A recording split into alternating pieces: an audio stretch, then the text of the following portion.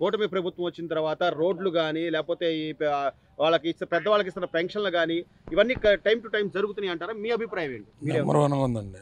Number 1 ఉంది. అదేంటి sir, Jaganmohan Reddy గారు అసలు ఏమీ లేదు, విధ్వంసం చేస్తున్నారు, మొత్తం అరాచకంగా ఉంది అంటున్నారు. ఆయన చెప్పుకుంటాడు కానీ ఈ జనాల్లో ఏదో మళ్ళీ విధ్వంసం ఏదో విప్లవం లేపటానికే కానీ అస్సలు ఇప్పుడు నెంబర్ 1 ఉంది ఇప్పుడు ప్రభుత్వం. ఇక మళ్ళీ 10 ఏళ్లకు కూడా వీళ్ళే వస్తారు, అసలు సమస్య లేదు. జనాల్లోకి వస్తున్నాను, నేను రైతుల పక్షాన్ని పోరాడతాను, అసలు రైతులకు అన్యాయం జరుగుతుంది అంటున్నాడు జగన్. ఆడి బొంద ఇప్పుడు నెంబర్ 1 ఉన్నారు ప్రజలందరూ కూడా, ఇప్పుడే క్షేమంగా ఉన్నారు. అసలు మద్యపానం ఉంది, తాగేదేందో ఆ వయసు కడే తాగాల. రోడ్ల మీద దిగి రోడ్డు మీద తాగి పోలీసులు వచ్చి కొడతాం. మమ్మల్ని తీసుకెళ్లారు ఇక్కడి నుంచే బంగారం వాళ్ళే. ఎవడు ఒక్కళ్ళు కూడా నిజంగా మనం దానికి ట్యాక్స్ కట్టి మనం దాని మీద కొనుక్కుంటున్నప్పుడు ఆ హక్కు మనకు ఉంటది కదా. అవును, మరి దేనికి మీరు రోడ్డు మీద దాగుతుంది దేనికి తెలియని కూడా తెలియపరుస్తుంది అనమాట. కొత్త ప్రభుత్వానికి కొంత టైం ఇవ్వాలంటారు సార్, అంటే చేసే పనులన్నీ ఆయన ఇచ్చిన హామీలన్నీ నెరవేర్చాలి. ఒకసారి అవ్వాలంటే అవుగా ఏనా కొంత టైం ఉంటది. అన్ని ఇప్పుడు రోడ్లు నెంబర్ 1 ఉన్నాయి, ఇప్పుడే వేసుకొస్తున్నారు. అసలు అంతకు ముందర గుంటల్లో పడి ఎన్ని యాక్సిడెంట్లు, పడకుండా గోతులు పూడ్చారు. ఇప్పుడు పడతలా మంది పడేవాళ్ళు, ఇప్పుడు పడకుండా మడుతులు పడకుండా రోడ్డు మీద గోతులు పూడ్చారు. తర్వాత నిదానంగా రోడ్లు ఎత్తారు. అంతకన్నా చెప్పేది ఏముంది? ఈ పల్లెటూళ్ళకి నిధులు ఇస్తున్నారు ప్రధానంగా. గ్రామానికి సచివాలయ గ్రామంలో ఉన్న కార్యాలయాలకి నిధులు ఇస్తున్నారు, రోడ్లు వేసుకుంటున్నారు, లేకపోతే సైడ్ కాలువలని వీధి దీపాలని ఇప్పుడు జరుగుతున్నాయి సార్. బాగా జరుగుతున్నాయి, ఎక్కడికక్కడ స్పీడ్ గానే జరుగుతున్నాయి. అసలు మన డంప్ యార్డ్ కూడా ఇప్పుడు మొత్తం శుభ్రం చేస్తున్నారు, అంతా ఇది చేస్తున్నారు. అంతకు ముందర పట్టించుకునే నాదులు లేడు. అసలు ఒక రోడ్డు చాలా మార్పు ఉంది. అసలు విజయవాడ వెళ్ళాలంటే 2 గంటలు పట్టేది, ఇప్పుడు 45 నిమిషాల్లో వెళ్ళిపోతున్నారు. ఎందుకంటే రోడ్లు ఉండబట్టే. అసలు రోడ్లు అసలు ఎన్ని యాక్సిడెంట్లు అండి. అసలు వెళ్ళే దారిలో విజయవాడ వెళ్తే విజయవాడ వెళ్ళే లోపల 2 యాక్సిడెంట్లు చూసేవాళ్ళం. సార్ అలాగే సార్, గతంలో ఇసుక మనకు క్వారీ పక్కనే ఉన్నా కూడా కనీసం ఇసుక తెచ్చుకోవడానికి ఇబ్బంది పడేవాళ్ళు. ఈ రోజున ఇసుక ఉచితంగా తెచ్చుకుంటున్నారు ఎవరి కాళ్ళు. ఎడ్ల బండి ఉన్నా లేకపోతే ట్రాక్టర్ ఉన్నా తెచ్చుకొని పనులు జరుగుతున్నాయి. ప్రధానంగా ఈ భవన నిర్మాణ కార్మికులకు పని దొరుకుతుంది. ఇది మంచిది కదా సార్ పని. ఇప్పుడు ప్రతి ఒక్కళ్ళు పని చేసుకుంటున్నారండి. అప్పట్లో వారంలో 2 రోజులు పని ఉంటే ఇప్పుడు వారం రోజులు 7 రోజులు పని ఉంటుంది. ఏదో పని తప్పకుండా ఉంటుంది, పని చేసుకునే మార్పు అయితే ఉందంటారు కంపల్సరీ. మీ అభిప్రాయం ఏంటి? ఎలా ఉంది పరిపాలన? ఇప్పుడు చంద్రబాబు గారు అలాగే జగన్మోహన్ రెడ్డి కన్నా బాగానే ఉందండి. మరి ఆయన అసలు నా పరిపాలన అద్భుతం, మీకు తెలిసి ఒక మంచి పని చేశారని చెప్పండి జగన్మోహన్ రెడ్డి. ఒక్కటే ఏదన్నా ఒక్కటి చెప్పండి మీరు. ప్రజలు చెప్పాలి. అసలు ఏదన్నా ఒక్కటి చెప్పండి. అదేంటన్నా మరి సన్మానం చేయండి, నాకు సాయల్వాళ్ళు కప్పండి అంటున్నాడు. చేశారుగా 11 సీట్లతో చేశారు కండి.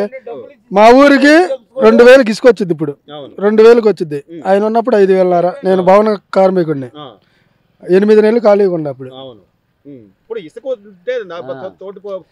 ఒక్క ఇసుక మూలంగా 20 చేతి పని వాళ్ళు బతకొచ్చు. 20 మంది 20 రకాలుగా, ఇప్పుడు 20 రకాలుగా.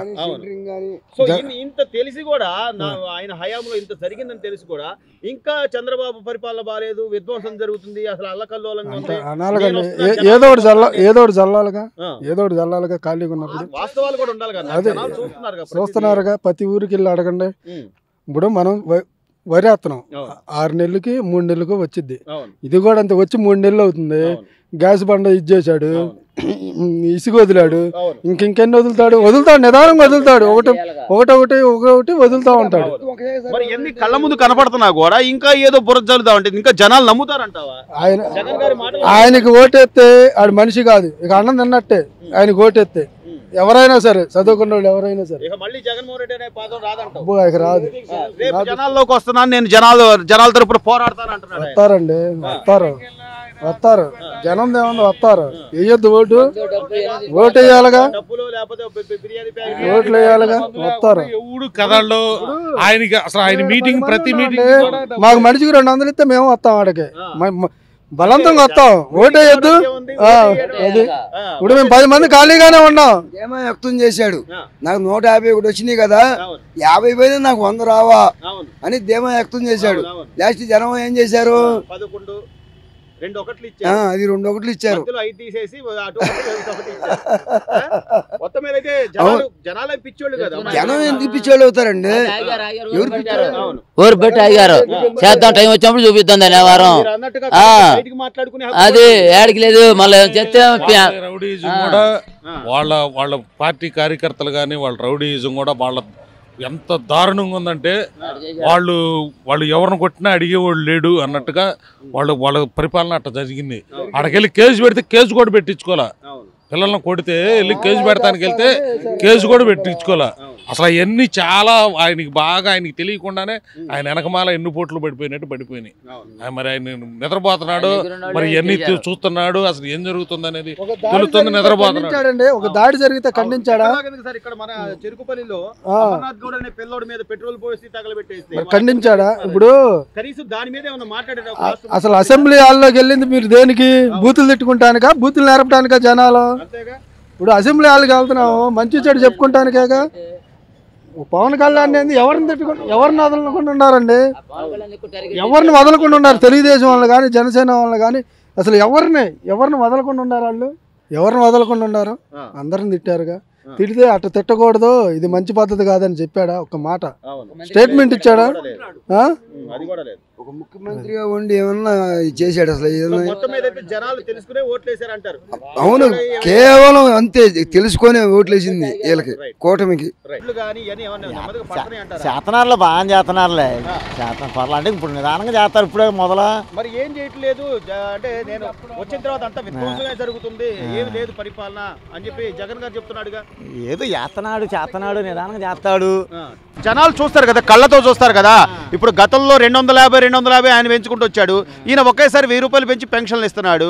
అన్నా క్యాంటీన్లో 5 రూపాయలు ఆయన తీసేశాడు. మళ్ళీ ఈయన వచ్చాక మళ్ళీ పెట్టాడు. పేదవాళ్ళకు ఓ ముద్ద కడుపుకు అన్నం దొరుకుతుంది. ఇది మంచిదంటారా లేదా ఆయన చేసింది మంచిదంటారా? మంచిదే, చేతనాడు. మంచి పనులు చేతనాడులే, చేయలేదని ఎట్టంటాం, చేసేయండి మనం. చేతనాడు.